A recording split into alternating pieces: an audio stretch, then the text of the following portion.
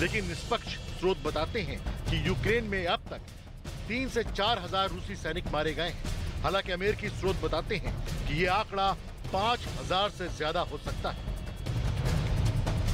Report है कि युद्ध ज्यादा लंबा खिंचने पर मॉस्को से रूसी सेना को यह ऑर्डर मिला कि बड़े अफसर मोर्चे पर जाएं, सेना को खुद लीड करें। लेकिन यह बहादुरी रूसी सेना के अफसरों की जान जोखिम में डाल रही है।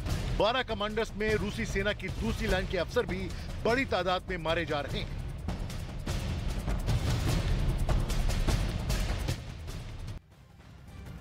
तो युद्ध की तस्वीरें दिखाने के बीच खबर ये भी मिली कि ज़ेलेंस्की ने जो संकेत दिए हैं कि इससे युद्ध खत्म हो सकते हैं, लेकिन क्या ये सच है?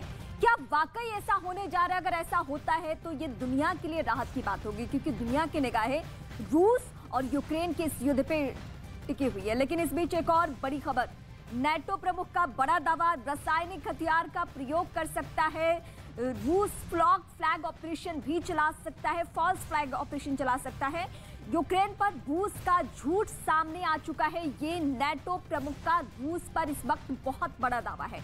नेटो की पैनी निगाह बनी हुई है और नेटो की तरफ से सैन्य ताकत तो नहीं, लेकिन उस तरीके से अभी मदद मुहैया कराई जा रही है यूक्रेन को, जिससे वो युद्ध के मैदान में आज 21वें दिन भी डटा हुआ है। लेकिन समझदारी इसी में होगी ज़ेलेंस्की के सामने, क्योंकि ये दुनिया के एक्सपर्ट्स कह रहे हैं कि अगर वो शर्तों को नहीं मानते हैं तो जितनी तबाही हो चुकी है, बहुत वक्त लग जाएगा वापस गुलजार करने में, वापस फिर से इस शहर को बसाने में, फिर से इस देश को बसाने में, क्योंकि कोई भी ऐसा इलाका नहीं है, यूक्रेन का इस वक्त कोई ऐसा इलाका नहीं है जो गोले बारूद से वहां पे दहला नहीं हो। यूक्रेन की सेना का इस बीच बड़ा दावा, ये भी बड़ी खबर मैं आपको अपडेट कर दें, रूस के हमले को नाकाम करने का दावा किया जा रहा है। खार्किव में रूसी हमला, और खार्किव और क्यू तो वो टारगेटेड एरिया है जहां आप देख ही रहे हैं कितने बम गोले बारूद बरसाए जा रहे हैं, और इस तरीके से गोले बारूद बरसाए जा रहे हैं कि अब यहां से लोग पलायन कर जाए, कोई यहां पे रहे नहीं, शरणार्थी बन जाए सब। और जो यूएन का आंकड़ा है, जो डेटा है, उसके मुताबिक हर 1 मिनट में एक शरणार्थी बन रहा है। ये आंकड़ा कल ही सामने आया था। और सबसे ज्यादा हैरान करने वाली बात यह है कि ना रूस अभी अपने, इस बीच हम एक और बड़ी खबर आपको बता दें, खेरसौन में रूस का भीषण बमबारी से खेरसौन पूरी तरीके से दहल चुका है। खेरसौन के रिहायशी इलाकों में हमला हुआ है। रूस के हमलों से कई इमारतें तबाह हो चुकी हैं और लोगों को बंकरों में छिपने के निर्देश दे दिए गए हैं। हालांकि खेरसौन को लेकर तो पहले ही ये खबर आ गई थी कि यहाँ पे रूस ने काबू कर लिया है इस पूरे इलाके को, यहाँ पे तख्ता पलट कर चुका है वो बहुत पहले। लेकिन इस बीच फिर से रिहायशी इलाके में हो सकता है कि कुछ लोगों ने आवाज बुलंद की हो, कुछ लोगों ने फिर सड़कों पर आकर रूस का विरोध किया हो। जब भी ऐसी आवाजें उठती है, रूस उन आवाजों को कुचलना जानता है और यही पिछले 21 दिनों से वो करता हुआ नजर आ भी रहा है। और इस बीच एक और बड़ी खबर में आपको अपडेट कर दें, महायुद्ध से जुड़ी हुई मिकोलाइव का तेल डिपो उड़ा दिया गया है। रूस ने गोलीबारी से तेल डिपो उड़ाया है, ये इस वक्त बड़ी खबर मिल रही है। आग की लपटों से घिरा हुआ है ये तेल डिपो, लोगों को सांस लेने में परेशानी हो रही है। और फिलहाल ये जो हम मिकोलाइव की यूक्रेन की तस्वीरें दिखा रहे हैं, आप देखिए, ये तस्वीरें देखने में भले ही फिल्मी लगे कि ग्राफिक्स से तैयार की हुई, किसी फिल्म के स्क्रिप्ट के लिए तैयार की हुई, विजुलाइज की गई है, लेकिन बिल्कुल ये सच नहीं है। ये यूक्रेन की मौजूदा वक्त की वो तस्वीर है जिसके जरिए यूक्रेनी नागरिक दहल चुके हैं और हर चौतरफा वार उन पे हो रहा है। और यही वजह है कि वो पड़ोसी मुल्कों में पहुंच रहे हैं, वहां शरणार्थी बनना उनको मंजूर है, लेकिन वो अपने देश में खुद को अब सुरक्षित नहीं महसूस कर रहे हैं। आप ये मिकोलाइव की तस्वीरें देखकर आप खुद अंदाजा लगा सकते हैं कि क्या माहौल बना हुआ है। इस बीच एक और बड़ी खबर, रूस की सेना ने कीव को पूरी तरीके से घेर लिया है। कीव पर हमले की तैयारी नहीं, बल्कि कई दिनों से लगातार हमले हैं। कीव में बीते दिन से सायरन की आवाज और वहां पे अलर्ट कर दिया गया है सबको कि बंकर में चले जाएं। कीव को एक तरीके से टारगेट पे ऐसे लिया गया है कि हम इतना हमला करें, चौतरफा हमला करें, इतने गोले बारूद बरसाएं कि कीव में जो यूक्रेनी सेना है, यूक्रेनी नागरिक हैं, वो घुटने पे आ जाए, वो शर्तें मान ले किसकी, रूस की। लेकिन क्या ऐसा हो रहा है? बिल्कुल नहीं।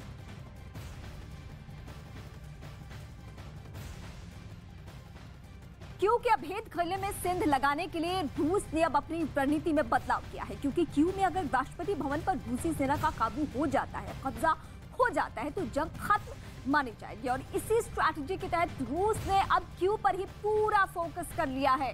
क्यू पर 3 तरफ से घेरेबंदी है। रूस ने 3 दिशाओं से क्यू पर टारगेट किया है, हमला बोला है। अब हम आपको बताते हैं आसपास के इलाके, चेर्नोबिल, किर्स्तेन, प्रिलुकी की तरफ से हमला बोला जा रहा है। रूसी सेना क्यू सिटी सेंटर से सिर्फ 14 किलोमीटर की दूरी पर है। पुतिन का क्यू पर जल्द से जल्द कब्जा करने का आदेश है और पूरी तरीके से काबू करने का आदेश दिया है पुतिन ने कि यहीं से हम तख्ता पलट का ख्वाब अपना पूरा करेंगे और किसी रूसी समर्थक के जरिए हम यहां से सत्ता चलाएंगे। यही पुतिन का इकलौता ख्वाब है, लेकिन यह ख्वाब कब तक पूरा होता है, इस बात का इंतजार रूस को है, पुतिन को है। लेकिन दुनिया चाहती है ये युद्ध खत्म हो जाए, शांति हो, सीज फायर हो। लेकिन क्या सीज फायर की उम्मीदें हैं? क्यू पर कब्जा करने के लिए रूस को नाको चने चबाने पड़ रहे हैं। पुतिन ने शायद सोचा नहीं था कि ये जंग इतने लंबे खिंच जाएगी, इसलिए अब उन्होंने क्यू का संपर्क दूसरे हिस्सों से काटने का प्लान पूरी तरीके से तैयार कर लिया है। क्यू की दूसरे हिस्सों में संपर्क काटने की स्ट्रैटेजी यूक्रेन को पोलैंड, रोमानिया और मोल्दोवा से मदद और पोलैंड को यूक्रेन से जोड़ने वाले जतोमर पर हमला बोला है। यूएस, पोलैंड और ब्रिटेन से मिलने वाली मदद जतोमर से पहुंचती है। रूसी सेना यूक्रेन की सप्लाई चेन को काटना चाहती है। उसकी पूरी कोशिश यही है कि सप्लाई चेन अगर कट जाए तो यहां पे हम काबू कर सकते हैं। युद्ध से जुड़ी हुई एक और बड़ी खबर, यूक्रेन में 2 और पत्रकारों की मौत हो चुकी है। फॉक्स न्यूज की टीम पर हमला बोला गया है। क्यू के पास गाड़ी पर हमला हुआ है, ये रूसी सेना की तरफ से हमला। फॉक्स न्यूज के कैमरा पर्सन की जान जा चुकी है। 2 पत्रकारों पे हमला जिसमें कैमरा पर्सन की जान चली गई है। 2 और पत्रकार, यानी इससे पहले 2 पत्रकारों की जान जा चुकी है। अभी बीते दिन ही हमने आपको इस तरीके से खबर दिखाई थी, जहां पे तस्वीरों के साथ यूएस के रिपोर्टर की जान चली गई थी, अमेरिकी पत्रकार की जान चली गई थी। और इस बीच ये कैमरा पर्सन की हम तस्वीरें दिखा रहे हैं जो जान जोखिम में डालकर दुनिया के सामने वो तस्वीर दिखा रहे थे जो रूस तबाही मचा रहा है। लेकिन फिलहाल इनकी जान जा चुकी है। ये उसी कैमरा पर्सन की तस्वीर है, ये उसी पत्रकार की, वीडियो जर्नलिस्ट की तस्वीर है जो जान जोखिम में डालकर, जान हथेली पर लेकर काम कर रहा था। वो योद्धा बन रहा था और योद्धा बन के वो भी क्योंकि उसका काम ही है दुनिया के सामने वो तस्वीरें पहुंचाना। लेकिन फिलहाल उसकी जान जा चुकी है। मारियोपोल से डराने वाली तस्वीरें, निहत्तों पर रूस बम बरसा रहा है। यूक्रेन ये कह रहा है कि यह नरसंहार है। आईसीजे में आज नरसंहार पर बातचीत भी होनी है, कंप्लेन भी दर्ज होना है। लेकिन क्या इन बातों से असर होना है रूस पे? बिल्कुल नहीं।